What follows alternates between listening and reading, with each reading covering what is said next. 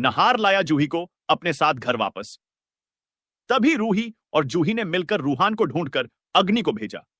Jail और दादी सोनी का सच आया सभी के सामने। जी हां दोस्तों, जब अग्नि रूही के बच्चे को चुराने में कामयाब हो जाती है, तभी रूही इस सदमे को बर्दाश्त नहीं कर पाती है और उसकी तबीयत बहुत ही ज्यादा खराब हो जाती है। पूरे घर में सन्नाटा छा जाता है, लेकिन परिवार का कोई भी सदस्य रूही की देखभाल नहीं करता है, क्योंकि उन्हें लगता है कि रूही की वजह से समर जेल गया है। समर की मां सोनी सबके सामने बार बार यही कहती है कि रूही ने हमारे घर की इज्जत मिट्टी में मिला दी है। तभी नहार, जो शुरू से ही जूही के साथ था, एक बड़ा फैसला करता है। वह जूही को ढूंढ कर लाता है और उससे कहता है, जूही, अब वक्त आ गया है कि तू वापस घर चल। रूही को तेरी जरूरत है। जूही के चेहरे पर चिंता और दर्द साफ नजर आता है। वह तुरंत तैयार हो जाती है और नहार के साथ घर लौट आती है। जैसे ही जूही घर में प्रवेश करती है, सभी के चेहरों का रंग उड़ जाता है। एक अजीब सा डर, एक अजीब सी बेचैनी पूरे माहौल को घेर लेती है। रोली, जो जूही की सौतन है, गुस्से से आग बबूला हो जाती है और चिल्लाकर कहती है, जूही इस घर में नहीं आ सकती, क्योंकि समर की पत्नी मैं हूं, ना कि जूही। तभी समर की मां सोनी भी चीखते हुए कहती है, जूही तुम अभी इस घर से निकल जाओ। हमारे समर को जेल भेजकर तुमने गलत किया है। अब तुम्हारा इस घर से कोई वास्ता नहीं। जूही शांत रहती है, लेकिन उसकी आंखों में दृढ़ता झलकती है। वह धीमे लेकिन ठोस लहजे में कहती है, अब मैं इस घर से कहीं नहीं जाऊंगी। इस घर पर जितना हक आपका है, उतना ही हक मेरा भी है। मैं समर की पत्नी हूं और कोई मुझे इस घर से बाहर नहीं निकाल सकता। इतना कहकर जूही रूही के कमरे की ओर बढ़ जाती है और उसे गले लगाकर रोने लगती है। रूही की आंखों से आंसू बह रहे होते हैं, लेकिन उसमें एक उम्मीद की चमक भी लौट आती है। और तभी घर में प्रवेश करता है नहार। वह गुस्से में लेकिन बहुत ठहराव से कहता है, जूही अपनी मर्जी से नहीं आई है। मैंने उसे बुलाया है ताकि वह रूही का ख्याल रख सके। मैंने पुलिस में कंप्लेंट दर्ज करवा दी है और जिसने भी मेरे बच्चे को चुराया है, वह अब ज्यादा देर तक आजाद नहीं रहेगा। सो दोस्तों, अब जूही के आने के बाद परिवार के बहुत से लोगों की मुश्किलें और भी बढ़ जाती हैं। सबसे ज्यादा डर में है रोली।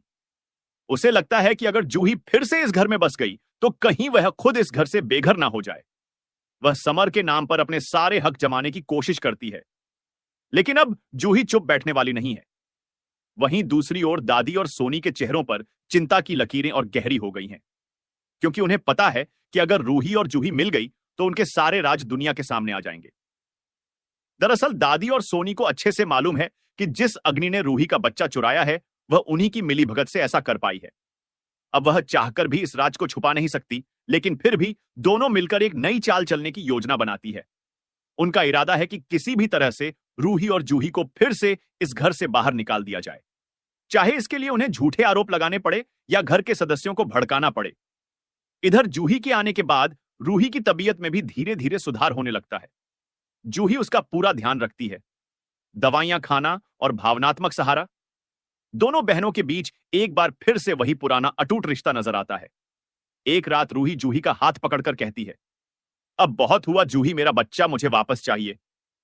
जूही उसकी आंखों में देखकर कहती है, हम दोनों मिलकर उसे वापस लाएंगे, चाहे कोई भी हमारी राह में क्यों ना आए। इसके बाद रूही और जूही अग्नि की पोल खोलने का प्लान बनाती है। वह घर के सीसीटीवी फुटेज, फोन रिकॉर्ड्स और गवाहों को इकट्ठा करना शुरू कर देती है। साथ ही साथ नहार भी पूरी तरह उनकी मदद करता है। तीनों मिलकर अग्नि की सच्चाई उजागर करने की कसम खाते हैं। वहीं दूसरी ओर अग्नि, जिसने रूही का बच्चा चुरा रखा है, बहुत खुश है। उसे लगता है कि अब कोई उसका कुछ नहीं बिगाड़ सकता। वह बच्चे को देखकर कहती है, अब तू सिर्फ मेरा है और तुझसे कोई मुझे अलग नहीं कर सकता। लेकिन अग्नि यह नहीं जानती कि रूही और जूही वो नाम है जो जब ठान लें तो दुनिया की किसी भी ताकत के आगे नहीं झुकती। तो दोस्तों, अब असली टक्कर शुरू होने वाली है। एक तरफ है झूठ और साजिशों का किला, और दूसरी तरफ है बहनों का अटूट साथ और सच्चाई की शक्ति। अग्नि को कानून के हवाले न करके रूही और नहार ने एक बड़ी गलती कर ली है, क्योंकि चाहे कुछ भी हो जाए, लेकिन अग्नि कभी भी नहीं सुधरने वाली। इसलिए जब अग्नि मंदिर में रूही को अकेला और परेशान देखती है, तो वो एक औरत को पैसे देकर उससे रूही के बच्चे को चोरी करवा लेती है। इसलिए जब घर आकर रूही को होश आएगा तो उसे अपने बच्चे की काफी चिंता होने लगेगी, और रूही की ऐसी हालत देखकर नाहार जूही को घर में बुला लेगा ताकि जूही रूही की देखभाल कर सके, क्योंकि घर में जो कुछ भी हो रहा है सभी लोग रूही को उसका जिम्मेदार मान रहे हैं। इसलिए अब ऐसे में नहार को जूही के सामने ही हाथ फैलाने पड़े। तो वहीं जूही को रूही ने अच्छे से समझा दिया था कि समर ने किन हालातों में यह शादी की थी। इसलिए अब जूही को समर और रूही से कोई शिकायत नहीं है और इसी वजह से जूही ने नहार की बात मान ली और घर वापस चली आई, जहां पूरे घर वाले जूही को घर में वापस देखकर दंग रह जाते हैं और जूही से काफी गुस्सा भी होते हैं, क्योंकि समर के जेल जाने की वजह सबको जूही ही लगती है। मगर इस बार जूही चुप नहीं बैठने वाली।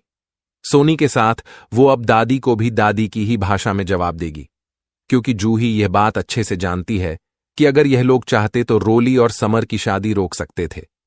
मगर इन्होंने जूही को घर से बाहर करने के लिए समर और जूही की जिंदगी के बारे में एक बार भी नहीं सोचा।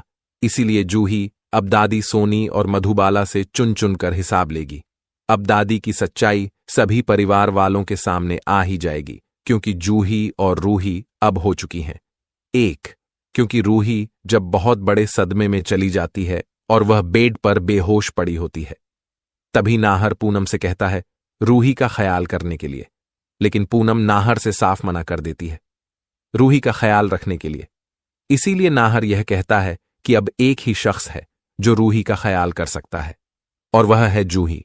इसीलिए नाहर चाहे जैसे तैसे करके कुछ भी करके जूही को घर में वापस बुला ही लेता है और जूही भी अपना बैग पैक कर करके रूही का ख्याल करने के लिए यहां पर आ जाती है। क्योंकि जब जूही को यह पता चलता है कि रूही का तबीयत खराब है तो जूही अपने आप को रोक नहीं पाती है। और उधर जब मंदिर में रूही जूही को बात करने के लिए बुलाई थी, तभी जूही के दिल में रूही के खिलाफ प्यार बढ़ने लगा था।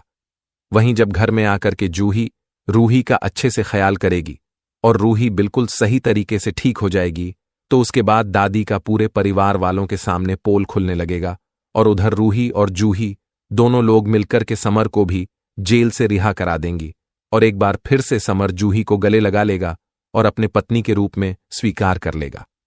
दूसरी तरफ अपने कमरे में पूनम वह तलाक का पेपर खोज रही होती है, लेकिन उसको वह पेपर तो मिलता ही नहीं है, क्योंकि वह तलाक का पेपर दादी चुरा के रख ली है।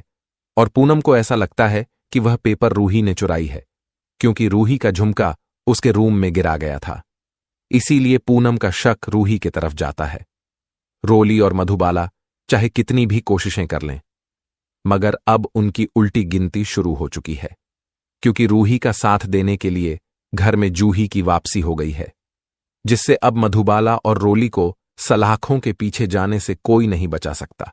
क्योंकि जब रूही जूही को समझाती है कि समर को फंसाया गया था, जिससे समर को रोली के साथ शादी करनी पड़ी, क्योंकि अगर समर ऐसा नहीं करता तो समर को जेल जाना पड़ता, तो यह सुनकर जूही को एक बड़ा झटका लगता है और उसे समझ नहीं आता कि आखिर रोली और मधुबाला इतनी गिरी हुई हरकत कैसे कर सकती है। तो वहीं जब रूही की तबीयत काफी बिगड़ जाती है तो घर में कोई भी रूही की देखभाल करने को राजी नहीं होता, क्योंकि अभी सब रूही को गलत समझ रहे हैं। इसलिए नहार रूही की देखभाल के लिए घर में जूही को बुलाने का फैसला कर लेता है, जिससे अब कहानी में एक और दिलचस्प मोड़ आने वाला है, क्योंकि जूही की वापसी से पूरे घर वालों के होश उड़ जाएंगे। मगर जूही सबको यही जवाब देगी कि वह अपनी बहन की देखभाल करने के लिए ही इस घर में आई है।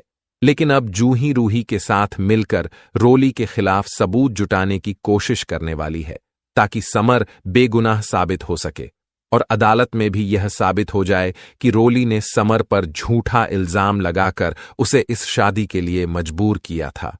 इसलिए अब रोली और मधुबाला का खेल ज्यादा समय तक नहीं टिकने वाला।